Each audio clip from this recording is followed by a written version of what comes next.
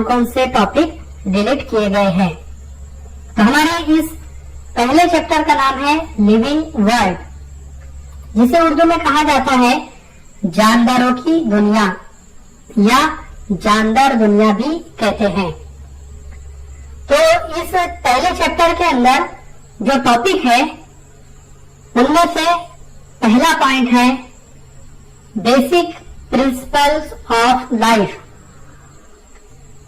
دوسرا ہے ہربیریم، تیسرا ہے باٹنیکل گارڈنز اور چوتھا ہے میوزیم، پانچواں ہے زولوجیکل پارک اور چھٹا ہے بایو ڈائیورسٹی پارکس، ساتواں ہے کی. تو یہ پہلے چیپٹر کا سلیبس ہے. اب ان 7 پوائنٹس میں سے کون کون سے ڈیلیٹ ہوئے ہیں جو آپ کو اس سال 2020-2021 اس سیشن میں پڑھنا نہیں ہے.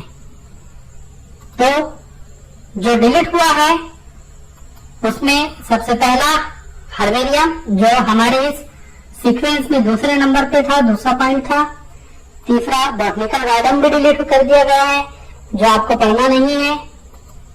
میوزیم بھی ڈیلیٹ کر دیا گیا ہے. زولوجیکل پارک بھی ڈیلیٹ کر دیا گیا ہے، یہ بھی آپ کو پڑھنا نہیں ہے. اور چھٹا ہے بایو ڈائیورسٹی پارکس، یہ بھی آپ کو پڑھنا نہیں ہے. ساتواں کی بھی آپ کو پڑھنا نہیں ہے. مطلب بچا ہے صرف پہلا پوائنٹ. اس چیپٹر میں سے صرف آپ کو سلیبس کا پہلا پوائنٹ پڑھنا ہے جس کا نام ہے بیسک پرنسپلز آف لائف.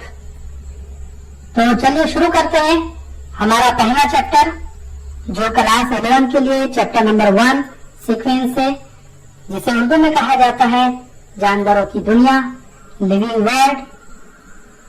پہلا ٹاپک یا پہلا سلیبس کے پہلے اس حصے کا نام ہے زندگی کے بنیادی اصول، بیسک پرنسپلز آف لائف. پیارے بچوں، اب ہم سمجھتے ہیں ہمارے اس چیپٹر کا پہلا پوائنٹ زندگی کے بنیادی اصول کسے کہا جاتا ہے. English basic principle of life کسے کہتے ہیں. آپ کو پتا ہے کہ ہمارے اس کرۂ ارض پر جاندار اور غیر جاندار موجود ہیں. جانداروں میں کچھ خصوصیات ایسی ہیں جن کی وجہ سے ہم ان دونوں میں تفریق کر سکتے ہیں. اب یہ جو خصوصیات ہیں ان میں موجود، ہم سمپل الفاظوں میں اگر سمجھیں تو جاندار اور غیر جاندار میں ہم فرق کس بنیاد پر کر سکتے ہیں. تو اسٹوڈینٹس، ہم کو پتا ہونا چاہیے کہ جانداروں میں کون سی خصوصیات ہوتی ہے. اگر جانداروں والی خصوصیات کسی میں پائی جاتی ہے تو ہم اسے جاندار کہہ سکتے ہیں. اور غیر جاندار والی خصوصیات کون کون سی ہوتی ہے پھر ہمیں وہ بھی پتا چل جائے گا. تو زندگی کے بنیادی اصول میں ہم کو سمجھنا یہ ہے کہ کسی جاندار میں بنیادی خصوصیات کون کون سی ہوتی ہے جس کے ذریعے ثابت ہوتا ہے کہ وہ جاندار ہے. شروع کرتے ہیں ہم پہلی خصوصیات یا پہلا بنیادی اصول. پہلا بنیادی اصول ہے میٹابولزم. میٹابولزم یہ ایک قسم کی کیمیائی تبدیلیاں ہوتی ہے.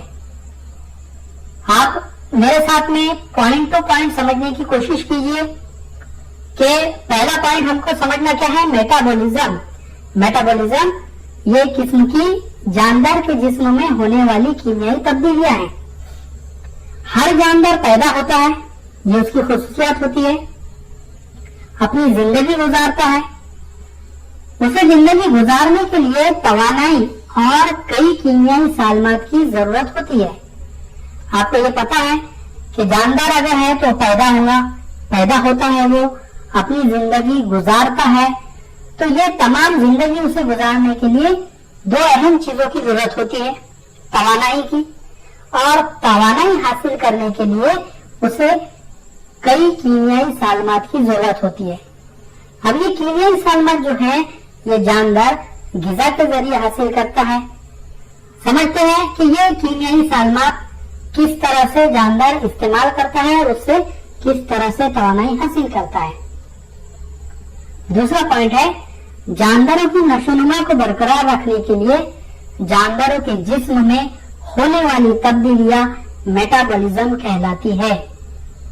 ये तारीफ है मेटाबॉलिज्म की कि जानदारों की नशोनुमा को बरकरार रखने के लिए, ये इंपॉर्टेंट लाइन है, जानदार की खुसूसियात ये होती है कि उसकी नशोनुमा होती है, उसकी जसामत में इजाफा होता है, उसकी जिस्म वक्त के साथ में नमो करता है, बढ़ता है। तो उस नशोनुमा को वक्त के साथ बरकरार रखने के लिए जानदारों के जिस्म में कई मुख्तलिफ कीमियाई तब्दीलियां होती है। तो उन होने वाली तब्दीलियों को मेटाबॉलिज्म कहा जाता है, या ये तब्दीलियां मेटाबॉलिज्म कहलाती है। आप इस तारीफ को याद रखिए कि जानदारों के जिस्म में जो तब्दीलियां होती है, जो नशोनुमा बरकरार रखने के लिए होती है, उसे मेटाबॉलिज्म कहते हैं। ये कीमियाई तब्दीलियां दो तरह की होती है। दो तरह की कीमियाई तब्दीलियां होती है, जिसमें से पहली है एनाबॉलिज्म। एनाबॉलिज्म आप इंग्लिश इस्तेलाह भी याद रखिए और उर्दू इस्तेलाह भी। एनाबॉलिज्म जो है ये एक किस्म की तामीराती तब्दीलियां होती है। तामीरात करने वाली मतलब बनाने वाली तब्दीलियां। एनाबॉलिज्म के मानी होते हैं तामीर करना, किसी चीज को जोड़ना या बनाना। तो ये बनाने वाली तब्दीलियां होती है, जैसे ऐसी कीमियाई तब्दीलियां जिसके जरिए सादा मुरक्कबात से पेचीदा नए मुरक्कबात तैयार होते हैं। मिसाल शुआई तरकीब। शुआई तरकीब फोटोसिंथेसिस, आप सबको पता है कि शुआई तरकीब के जरिए पौधे अपनी ग़िज़ा तैयार करते हैं। ये ग़िज़ा किस तरह तैयार करते हैं? ये सूरज की रोशनी के जरिए अपनी ग़िज़ा जिस्म में तैयार करते हैं, ग़िज़ाई सालमत बनाते हैं। इस अमल को शुआई तरकीब कहते हैं। तो स्टूडेंट्स, यहाँ पर काम क्या हो रहा है कि ये ऐसी कीमियाई तब्दीलियां हैं जिसके जरिए सादा मुरक्कबात, अब सादा मुरक्कबात किसे कहा गया है यहाँ पर?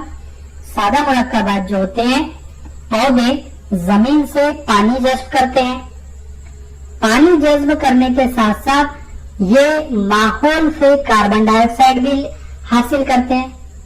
अब ये दोनों जो हो गए सादा मुरक्कबात हो गए। इन दोनों सादा मुरक्कबात को सूरज की रोशनी की मौजूदगी में पौधे तैयार करते हैं नए मुरक्कबात। और ये जो नए मुरक्कबात होते हैं ये बड़े पेचीदा मुरक्कबात होते हैं, और यही पेचीदा मुरक्कबात पौधों की ग़िज़ा होती है। मतलब ये जो ग्लूकोज हासिल होता है इसे पेचीदा मुरक्कब कहते हैं। और इस तरह का मुरक्कबात बनाना ये अमल एनाबॉलिज्म कहलाता है। मतलब यहाँ पर कोई चीज बन रही है तो इसकी मिसाल है शुआई तरकीब। आपके समझ में आ गया होगा ये। अगला है कैटाबॉलिज्म। कैटाबॉलिज्म आप इसके नाम से ही याद रख सकते हैं। कैटाबॉलिज्म जो है ये तकरीबी अमल है। तकरीबी अमल या फिर इससे पेचीदा सालमत तोड़ने वाला अमल है।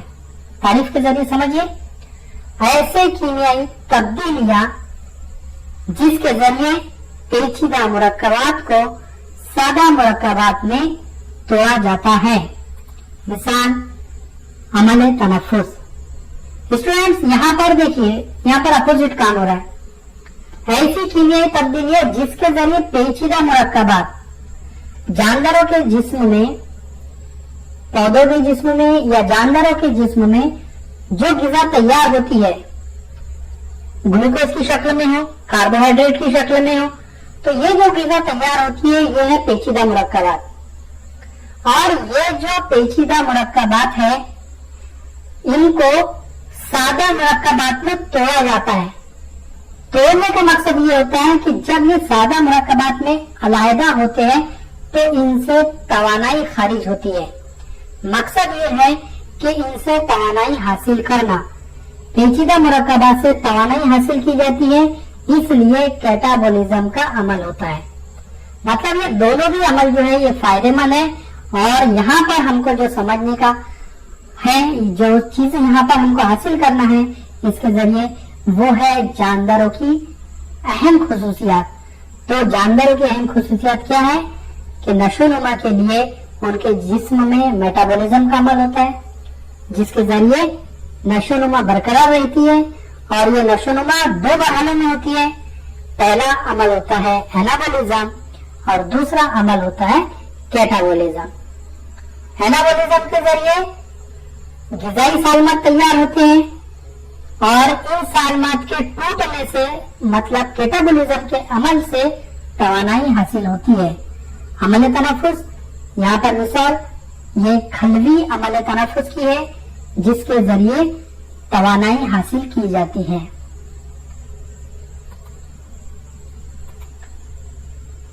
अगली बुनियादी उसूल या अगली बुनियादी खुसूसियात है जानवर की, वो है ग्रोथ।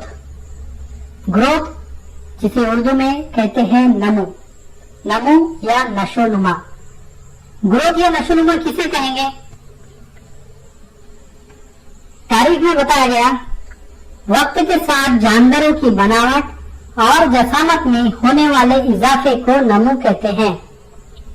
प्यारे बच्चों, आपने इस तारीख के जरिए आप थोड़ा सा सोचिए कि आपने अगर कोई पौधा देखे होंगे, वो पौधा अगर बहुत छोटा है, चंद दिनों के बाद जब आप देखेंगे तो उसकी जसामत में इजाफा दिखेगा, बनावट में इजाफा दिखेगा।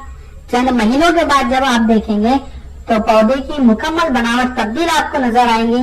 मतलब उसकी जसामत और बनावट में जो इजाफा नजर आएगा वो नमो की वजह से या ग्रोथ की वजह से होता है।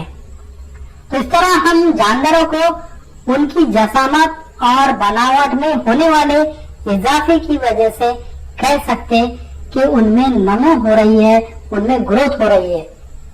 ये एक बुनियादी खुसूसियात है जानवरों की। जानवरों की इसे बुनियादी खुसूसियात कहा जाता है। लेकिन कुछ गैर जानवर अशिया में भी नमो जाहिर या कुछ गैर जानवर अशिया भी नमो जाहिर करती है। जैसे पहाड़ वगैरह वक्त के साथ बढ़ जाते हैं। जब हम जसामत में होने वाले इजाफे को अगर नमो कह रहे हैं तो कुछ गैर जानवर अशिया भी तो ऐसी है जिनमें वक्त के साथ इजाफा हो जाता है। जैसे पहाड़ धीरे धीरे उनकी जसामत में इजाफा करते हैं।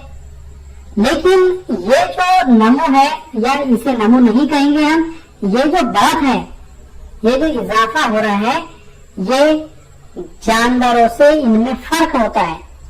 कैसे? लेकिन जानवर और गैर जानवरों में हम फर्क इस तरह कर सकते हैं कि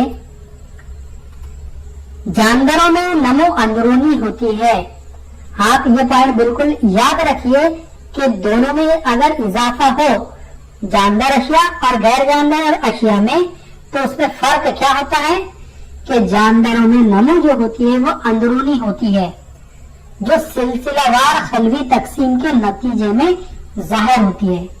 ये पॉइंट बहुत इम्पोर्टेंट समझा जाता है, जिसमें हम समझेंगे कि जानवरों में जो नमो होती है वो अंदरूनी होती है। उनकी जसामत में जो इजाफा होता है उनके अंदरूनी हिस्सों में तब्दीलियों की वजह से होता है। और ये तब्दीलियां किस तरह से होती है?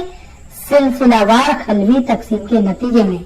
मिसाल के तौर पर अगर एक पौधा है जिसमें 50 खलिए मौजूद है, ये हम एक मिसाल के तौर पर समझ रहे हैं, तो यही 50 खलिए से जब 100 खलिए हो जाएंगे तो उस पौधे की जसामत में इजाफा हो जाएगा। तो ये हुई अंदरूनी नमो, अंदरूनी चीजों के इजाफे की वजह से। यहाँ पर बैरूनी चीज कोई आई नहीं। तो इस तरह की जो नमो होती है उससे जानवरों की अंदरूनी नमो कहा जाता है। और यह सिर्फ जानवरों में ही इस तरीके से नमो जाहिर होती है, जबकि गैर जानवरों में बैरूनी तौर पर इजाफे की वजह से होती है।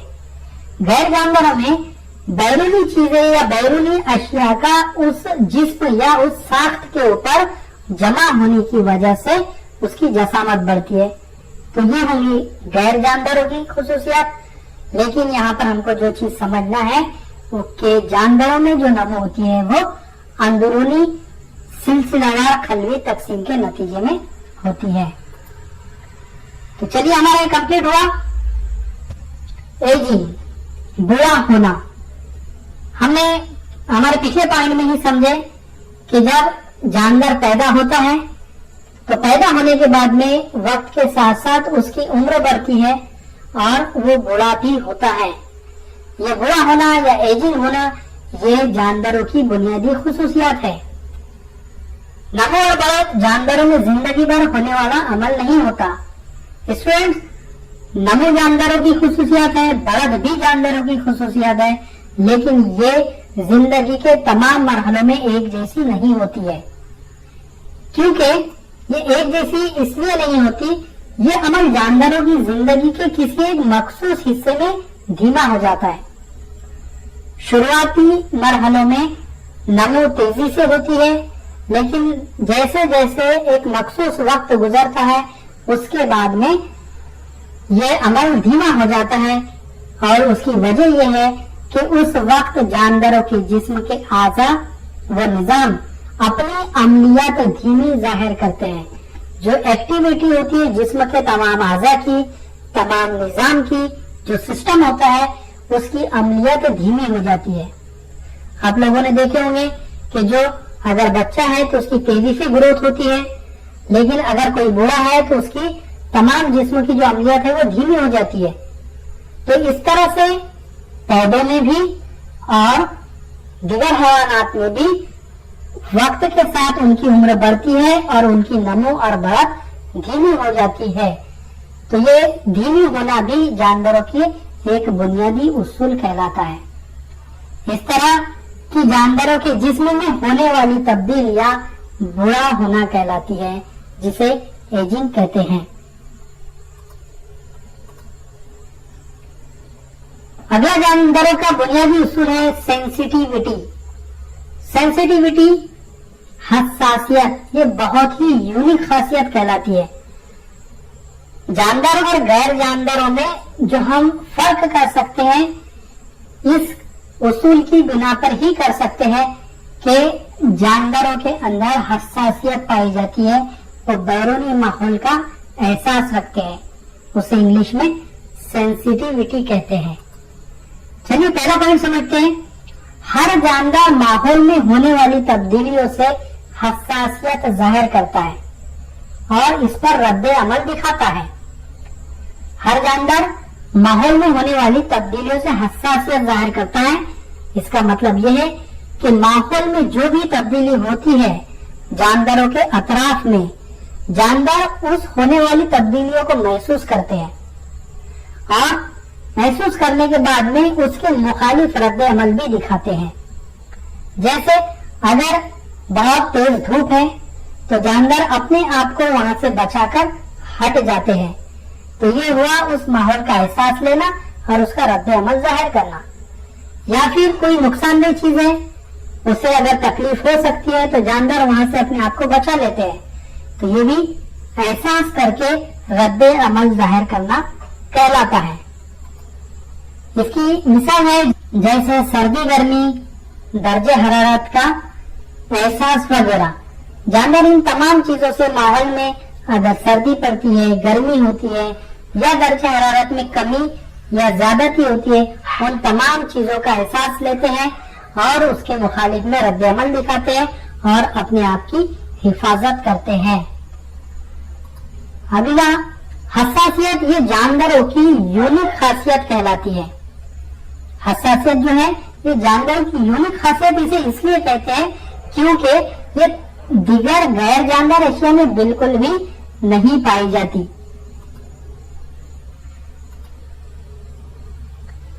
रिप्रोडक्शन, अमल तौलीद।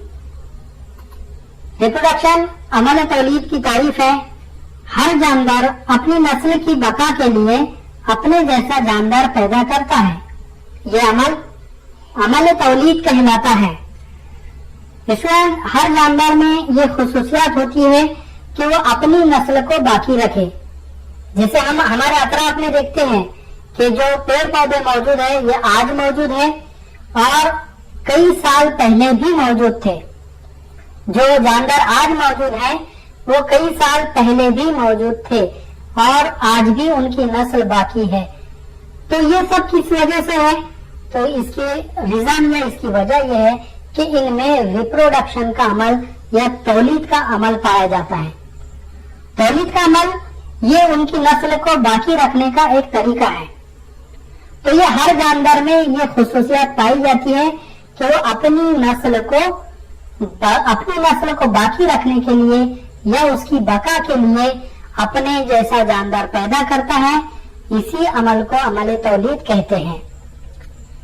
यह अमल तौलीद दो किस्म का होता है। इसकी दो अहम किस्में हैं। पहला है गैर जिनसी तौलीद। गैर जिनसी तौलीद किसे कहते हैं आप यहाँ पर याद रखिए, आपको 12th में इसे बहुत डिटेल में पढ़ना है। गैर जिनसी तौलीद का ऐसा अमल है जिसमें नर और मादा जवाजे तैयार नहीं होते, गैर जिनसी तौलीद कहलाता है। प्यारे बच्चों, आप लोगों ने फूल देखे होंगे। फूल के अंदर नर कोट और मादा कोट पाया जाता है। तो नर कोट और मादा कोट जो है ये तौलीदी उजू है। ये तौलीदी उजू के जरिए जो जवाजे तैयार होते हैं उन्हें नर जवाजा और मादा जवाजा कहा जाता है। ये नर जवाजा और मादा जवाजा तैयार होना ये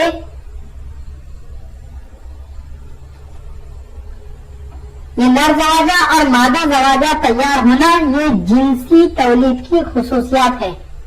जबकि यहाँ पर इस तारीख में क्या बताया गया कि गैर जिनसी तौलीद ये ऐसा अमल है कि जिसमें नर और मादा जवाजे तैयार नहीं होते हैं।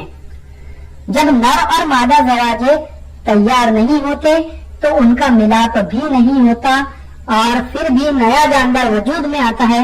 तो इस तरह के अमल को गैर जिनसी तौलीद कहा जाता है। यह अमल यकखलवी जानवरों में होता है। मिसाल के तौर पर बैक्टीरिया वगैरह जो अमीबा या फिर पैरामीशियम वगैरह जो होते हैं ये यकखलवी जानवर होता है। ये दरमियान से तकसीम हो जाता है और दो नए जानवर वजूद में आते हैं। तो इस तरीके से एक ही जैसे जानवर पैदा होते हैं। अगला है सेक्सुअल रिप्रोडक्शन, दूसरी किस्म, जिसे उर्दू में कहते हैं जिनसी अमल तौलीद। जिनसी अमल तौलीद तारीफ है तौलीद का ऐसा अमल जिसमें नर और मादा जवाजे तैयार होते हैं और उनका मिलाप भी होता है, जिनसी तौलीद कहलाता है। स्टूडेंट्स, आप यहाँ पर गौर कीजिए कि ये तौलीद का ऐसा अमल है जिसमें नर और मादा जवाजे भी तैयार होते हैं और उनका मिलाप भी होता है। नर जवाजे और मादा जवाजे आपको पता है कि नर तौलीदी उजू से तैयार होते हैं और ये आपस में मिलते हैं। इस मिलने के अमल को 12 आवरी कहते हैं, फर्टिलाइजेशन कहते हैं जैसे इंग्लिश में। और इस तरह से नया जानवर वजूद में आने का अमल जो है ये जिनसी तौलीद कहलाता है। ये तरीका कसीर खलवी आला जानवरों में होता है और इस तरीके से जानवरों में तगय्युर पैदा होता है। तगय्युर मतलब जानवरों में नई नई खुसूसियात का आना या जाहिर होना, और इसी तगय्युर की वजह से जानवरों में इर्तिका पैदा होता है और नई नई अनवा, नई नई किस्में वजूद में आती है। तो ये भी एक जानवरों की बुनियादी खुसूसियात में से एक है। अगला समझना है अब हमें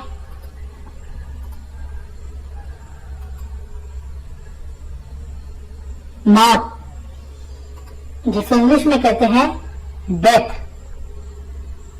डेथ या मौत जो है ये जानवरों की ये भी एक खुसूसियात है कि जो जानवर होता है वही उसी को मौत आती है। गैर जानवर अशिया तो कई 100 सालों तक बिल्कुल एक जैसी हालत में ही मौजूद रहती है। चलिए समझिए पहला पॉइंट, हर जानवर एक मखसूस वक्फे के बाद अपने जिस्म की मेटाबॉलिज्म की सलाहियत को खो देता है। ये उसकी साइंटिफिक वजह है कि हर जानवर जो है एक मखसूस वक्फे के बाद जैसे जैसे उसकी उम्र बढ़ती है उसके जिस्म के आज़ा, उसके जिस्म का निजाम ये अपनी एक्टिविटी या अपनी अमलियत को धीमी कर देता है, जो हमने पिछले पॉइंट में समझे। تو اسی طرح جو دھیمی کر دیتا ہے اسی کے ساتھ ساتھ اس کے جسم کا میٹابولزم کی صلاحیت بھی ختم ہو جاتی ہے، تو ایسی حالت میں اس جاندار کو موت واقع ہوتی ہے۔ اس کے بعد موت قدرتی اور حادثاتی بھی ہو سکتی ہے۔ اگر قدرتی موت ہے تو یہ تمام مرحلوں سے گزر کر اس کی موت ہوگی کہ اس کے جسم کی تمام عملیات دھیمی ہو جائیں گی، میٹابولزم کی صلاحیت کھو دی جائیں گی، تو اس حالت میں موت واقع ہوگی۔ اور حادثاتی جو ہوتی ہے وہ اچانک ہونے والی موت ہوتی ہے۔ اس طرح اس سے جانداروں کی آبادی کا تناسب برقرار رہتا ہے، اور یہ قدرت کا ایک نظام ہے کہ ہر جاندار جو پیدا ہوتا ہے اس کو موت آنا طے ہوتی ہے، اس کی ڈیتھ ضرور ہوتی ہے، کیونکہ اس کی جانداروں